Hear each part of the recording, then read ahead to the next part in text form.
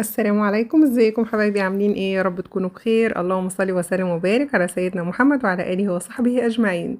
تعالوا نكمل سلسلة من كل بلد اكلة، ونعمل النهاردة اكلة من مصر، اكلة مصرية، حتى اسمها كده مصري، يعني اسمها كشري مصري، يعني اهو مصري يعني.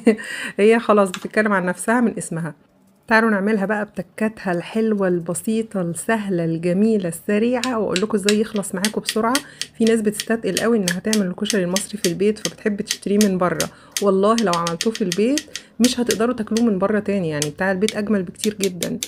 وهقول لكم تكات بسيطة قوي تخليكم تخلصوه بسرعة، وفي نفس الوقت يعني يبقى كل الحاجات سخنة، يعني تتاكل كلها سخنة. اول حاجه نبدا بالبصل، يعني انا ببدا الاول بالبصل، بقشر البصل واغسله، واقطع كل بصله نصين كده، واشيل الجزء اللي ناشف اللي من تحت ده اهو، اللي انا بشيله دلوقتي بالسكينه، وابتدي اقطعها بقى كده، زي ما بيسموها بقى جوانح جوليان، شوفوا انتوا سلايسات، يعني شوفوا انتوا بتحبوا تسموها ايه، مش مهم الاسم، المهم الشكل اللي انتوا شايفينه ده اهي، اللي هي شرايح انصاص كده. فبتطلع بقى رقيقة، يعني بتطلع كل واحدة بصلاية كده نوعا ما رقيقة، بنقطع بصوا بالسكينة اهو بالشكل ده. بس وتقدروا طبعا تعملوها لو انتوا حابينها اللي هي رقيقة خالص دي، تقدروا تعملوها بقطعة الشيبسي، بس هتدوكوا بقى ايه، يعني شرايح رقيقة ارق من كده، وبتبقى اسرع بصراحة يعني، بس انا بحبها كده، بتبقى تحفة. بصوا قطعت كمية بصل حلوة كتيرة بصراحة، عشان هي دي اللي هنعمل بيها التقلية اللي هتبقى هي اللي على وش الكشري. بحط شوية زيت كتار اهو، شوية زيت حبة حلوين، يعني دول يكفولي الكشري كله، عشان هو ده اللي انا هاخد منه واستعمل بقية الكشري. حطيت شوية ملح برضو عشان البصل يبقى طعمه كده حايق واحنا بناكله، وابتدي اقلب بقى لغاية ما البصل، بصوا هو كتير قد ايه، هيدبل دلوقتي وهيبقى حبة قليلين خالص، يعني هتلاقوه دبل بعد شوية ويبقى حبة قليلين خالص. بس الزيت اللي انا حطيته ده حطيته كتير ليه؟ مش عشان البصل يقرمش وبس، لا، لان هو ده اللي بياخد الطعم بتاع البصل وبيطلع فظيع، بيعمل بقية الكشري كله بقى فيه الطعم والريحة بتاعت البصل دي، فبيديني طعم تحفة. بس كده. نحط، بصوا بنجيب طبق ونحط فيه المعلقة اللي احنا بنقلب بيها الأكل على البوتاجاز، عشان خاطر يفضل الرخام حوالين البوتاجاز نضيف، والبوتاجاز برضو يفضل نضيف على قد ما نقدر يعني. حطيت الحمص كمان يتسلق، الحمص ده مش محتاج بقى الزيت اللي احنا بنحطه في البصل، فده بنبدأ بيه برضو، يعني هي البصل على النار بنحط الحمص اللي كنا نقعينه من قبلها بيوم، انا كنت نقعاه من قبلها بيوم بالليل عشان عارفه ان هقوم تاني يوم اعمل كشري. جبت بقى الطماطم غسلتها وقطعتها، وهبتدي اضرب الطماطم واصفيها كمان، والطماطم دي كده كده انا بحطها تتسبك، وفي الاخر خالص بحط لها الزيت، فكده كده وهي البصل على النار بروح واجي واقلب فيها، ومهديه النار شويه عليها، وعلى بال ما اعمل بقى الطماطم. بس يفضل ان عصير الطماطم نصفيه بصراحة في كل الأحوال، يعني لو احنا بنستخدمه لأي حاجة يفضل ان احنا نصفيه. القشر والبذر دول ممكن لا قدر الله يتعبوا القولون عند حد يكون مثلا قولونه مش بيستحمل. بس اهو هصفي بقى الطماطم كده، وبعدها بصراحة كان النور قطع بعد ما صفيت الطماطم وكنت بكمل يعني جزء صغير كده في الضلمة، وان شاء الله على طول هيجي يعني. بصوا انا حطيت هنا كشافات، يعني هو النور هنا ما جاش بس هحطها كشافات. بصوا البصل بقى كمية قد ايه، دبل خالص وقل، والحمص هناك اهو بيستوي، مش حاطه في الحمص ملح، مستنيه بعد ما يستوي خالص هحط له الملح قبل ما بطفي بحاجه بسيطه. حطيت معلقه سكر على الطماطم، يبقى كده احنا ما بنعملش حاجة غير ان احنا حطينا زيت ورشة ملح على البصل وحطيناه على النار وبنقلب. بصوا هو يبان كأنه خلاص اتحمر، بس هو بصوا لما طلعت حبة على المعلقة لسه لونه فاتح قد ايه وطري. احنا بقى هنفضل نقلب كده لغاية ما يبقى مقرمش. بصوا في طريقة تانية ان احنا نحط معلقة دقيق ونشا على البصل وننزل بيه يعني في الزيت، فبياخد لون بسرعة وبيقرمش بسرعة، وما بياخدش مننا الوقت والجهد ده اللي احنا بنقلب فيه. بس الطريقة دي يمكن عندي في البيت هم مش حابينها، انا حباها والله، هي جميلة جدا، جربوها في مرة وخدوا رأي الولاد والزوج وكده وشوفوا البيت كله، يعني لو متفق عليه هي اسهل، اللي بنرش لها رشة دقيق ونشا. لكن الطريقة دي هم حابينها بقى عشان هم متعودين عليها من بدري. انا بصفي بقى البصلة بعد ما بتحمر كده وتبقى مقرمشة خلاص، متبقاش فيها اي حاجة طرية، وبحطها على مناديل عشان تصفي كل الزيت الزيادة اللي فيها وتفضل مقرمشة، ما تطراش ابدا، ما بتطراش يعني. حتى لو هتبات لتاني يوم بنحطها في علبة محكمة الغلق، ما بتفضل مقرمشة لغاية تاني يوم. الحمص بقى هنا حطيت له الملح عشان خلاص قربت اطفي عليه. المية هنا حطيت حلة فيها مية عشان اسلق فيها المكرونة. حطيت مية فيها حلة، انا قلت ايه، حطيت حلة فيها مية وحطيت فيها ملح عشان اسلق فيها المكرونة. حطيت كمان هنا الملح على الطماطم، هحط شوية فلفل اسود، هحط كمان شوية توم حلوين. بصوا ده التوم اللي احنا فرزناه الموسم اللي فات، شايفين عايزة اقول لكم التوم الجديد يعني قرب ينزل. بصوا اهو، حطيت شوية حلوين كده على الطماطم عشان نعمل الصلصة بقى اللي احنا هنحطها على وش الكشري. انا ما بحمرش التومة بتاعة الصلصة، بحط ملح وفلفل وشوية زيت اهو من بتاع البصل اللي طعمه حلو مكان البصل، وشوية توم بحطهم كمان، يمكن مش في الاول خالص يعني، بستنى شوية كده بصراحة. يمكن الاول كنت بحطه في الاول خالص، بس بستنى شوية فريحة التوم وطعمه يفضل لسه موجود بقى في الصلصة. وممكن بعد كده لما نعمل الدقة ممكن تحطوا فيها شوية من الدقة، بس لو مش كل اللي في البيت بياكل حامي مش هنقدر طبعا نعمل كده، هنسيب الدقة لوحدها لان الدقة هي اللي بتبقى حامية، بنحط لها شطة. هنعمل الدقة برضو في الاخر دلوقتي. كده الحمص خلاص كان استوى ما شاء الله، وحطيت له الملح بتاعه، بس فضيته في حاجة عشان اخد نفس الحلة دي اعمل فيها العدس بجبة دلوقتي. عشان العدس بجبة انا بعمله لوحده برضو. ممكن نعمله مع الرز، بس في البيت برضو عندي ما بيحبوش الولاد وجوزي برضو حابينه كده اكتر.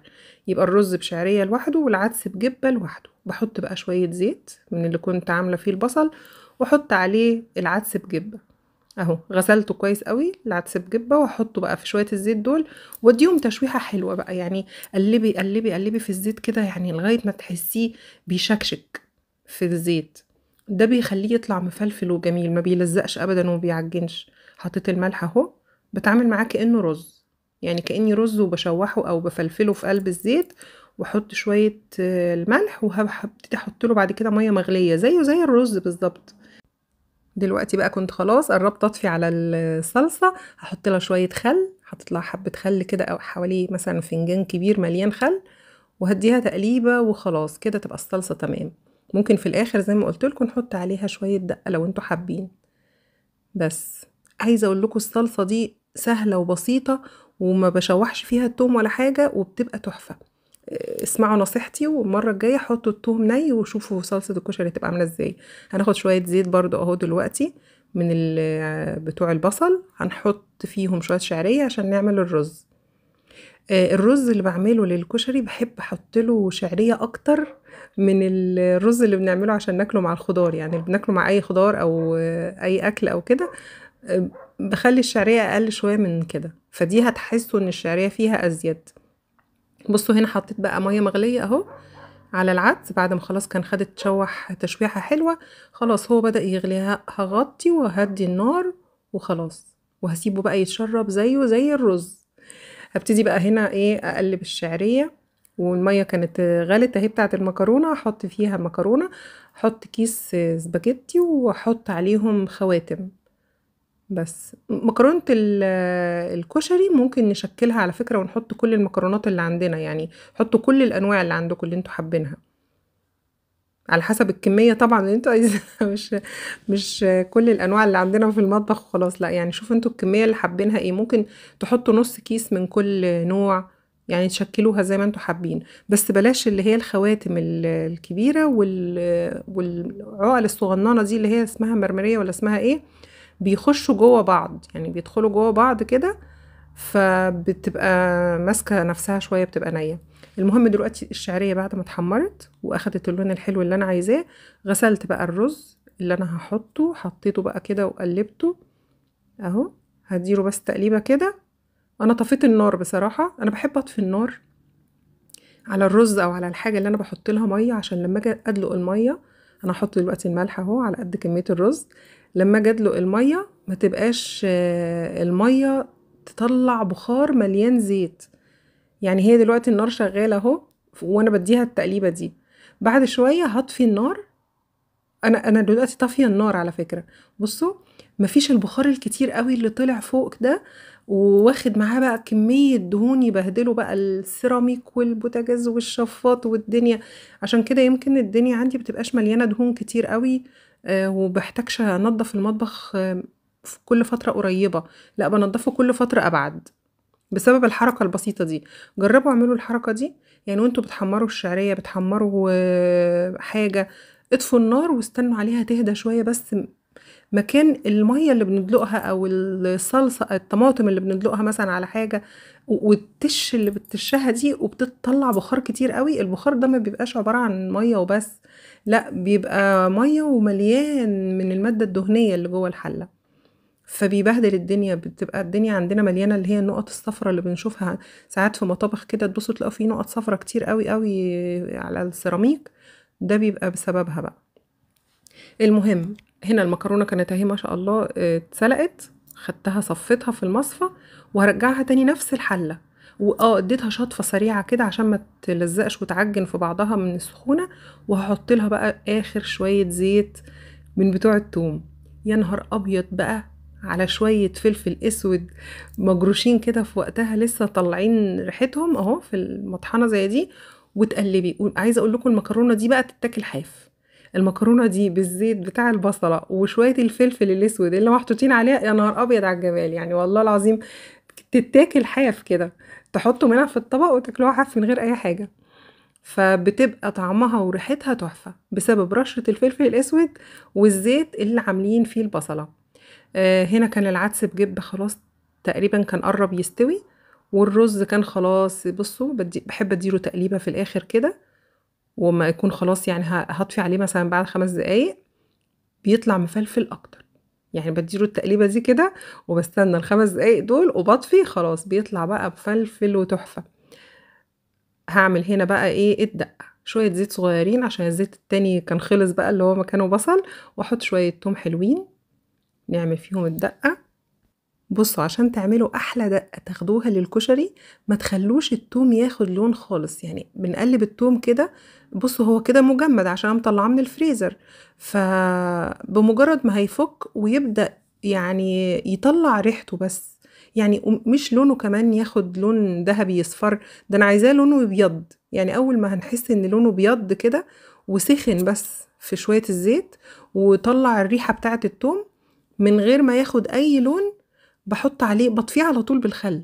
بحط كل مقدار خل قده مقدارين ميه، يعني انا حطيت مثلا فنجان سواء كبير او صغير خل، بحط 2 ميه، يعني حطيت اول واحد ده كان خل والاتنين التانيين دول ميه بس. نتحكم بقى في الكميه اللي احنا عايزينها بالمقدار بتاع الفنجان.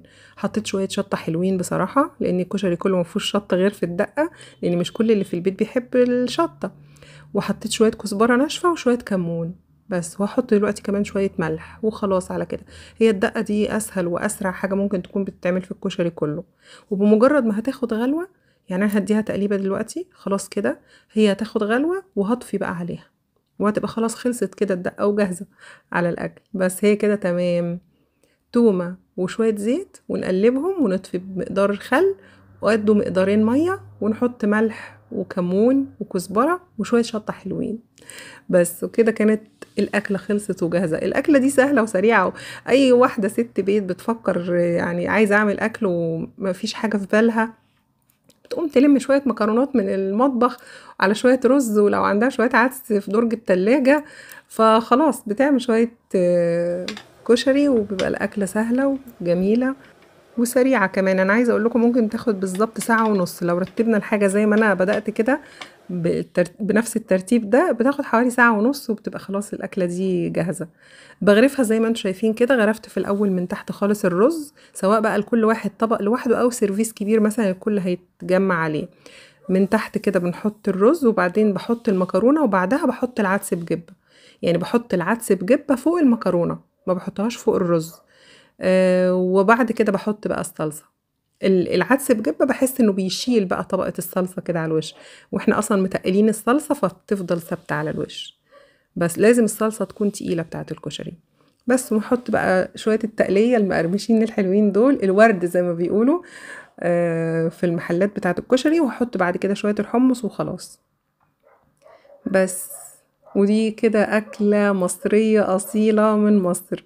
وهنكمل إن شاء الله لسه مع بعض مكملين سلسلة من كل بلد أكلة. ويا رب تكون الأكلة عجبتكم، يا رب تكون الفيديو عجبكم. أسيبكم في حفظ الله، وإن شاء الله أشوفكم في فيديو جديد، وأقول لكم السلام عليكم ورحمة الله وبركاته. مع ألف سلامة، بحبكم جدا في الله. حبايبنا اللي معانا ومتابعينا من بره مصر يقترحوا علينا بقى في الكومنتات نعمل ايه ان شاء الله الفيديو اللي جاي، ونختار بلد ايه نعمل منها أكلة.